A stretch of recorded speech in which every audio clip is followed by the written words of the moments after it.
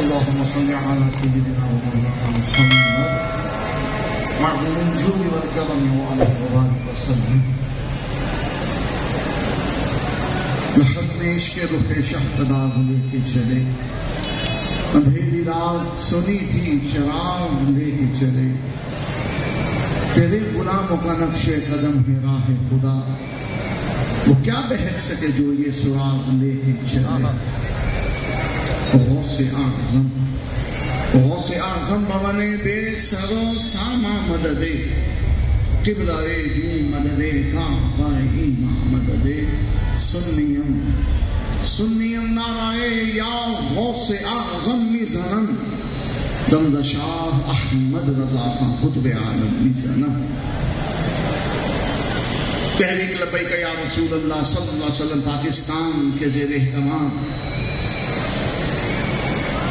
جشن آزادی کے اس موقع پر یہ خوبصورت طویل ریلی اس بات کی غماز ہے کہ اگر قائد محترم حکم کریں گے تو داتا دربار سے لے کر دربار امیر المجاہدین تک ہی نہیں بلکہ لاہور سے لے کر دلی تک بھی یہ مستانے مارچ کرنے کو تیار ہیں. نظریہ پاکستان کے بقا کے حوالے سے مجھے حکم ہوا معروضات درج کرنے کا. نظریہ پاکستان کا تاریخی پس منظر یاد رکھیے، یہ وہ مبارک نظریہ ہے جو داتا گنج بخش نے یہاں عام کیا. یہ وہ مبارک نظریہ ہے جو خواجہ اجمیر نے عام کیا.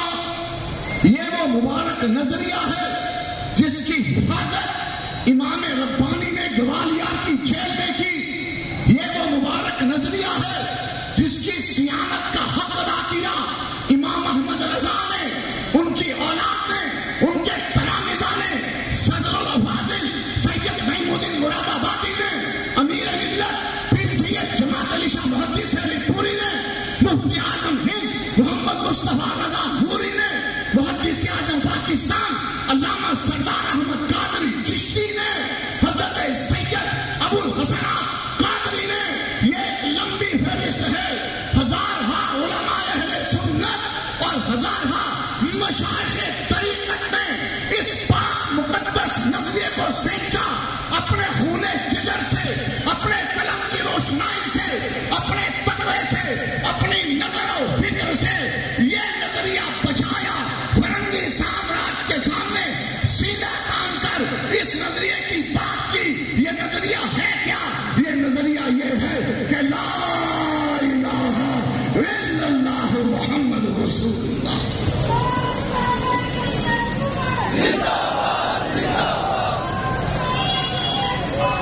قائد اعظم محمد علی جناح کی استدعا پر لارڈ ڈیول اور تاج برطانیہ کے سامنے کس مرد کلندر نے سینہ تان کر کہا تھا کہ پاکستان کا مطالبہ صرف مسٹر محمد علی جناح کا نہیں بلکہ پاکستان کا مطالبہ کروڑ اہل سنت ہندوستان میں بسنے والے ان کا مطالبہ ہے.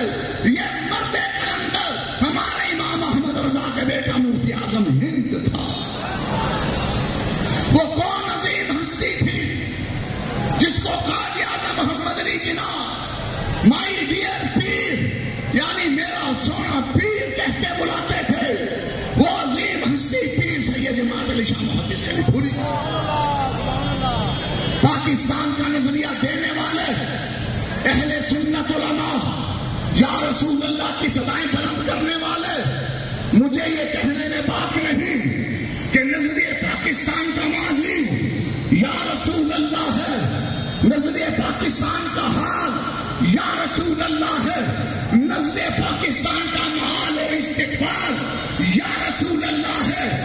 لیے جب تک اس دھرتی پر لبیک یا رسول اللہ والے زندہ ہیں تو نظریہ پاکستان بھی زندہ ہے. اس پاک بدن کے توحد دمن میں جب تک لبیک یا رسول اللہ کی صدائیں بلند ہوتی رہیں گی نظریہ پاکستان بقا پاتا رہے گا. وآخر دعوانا الحمد للہ.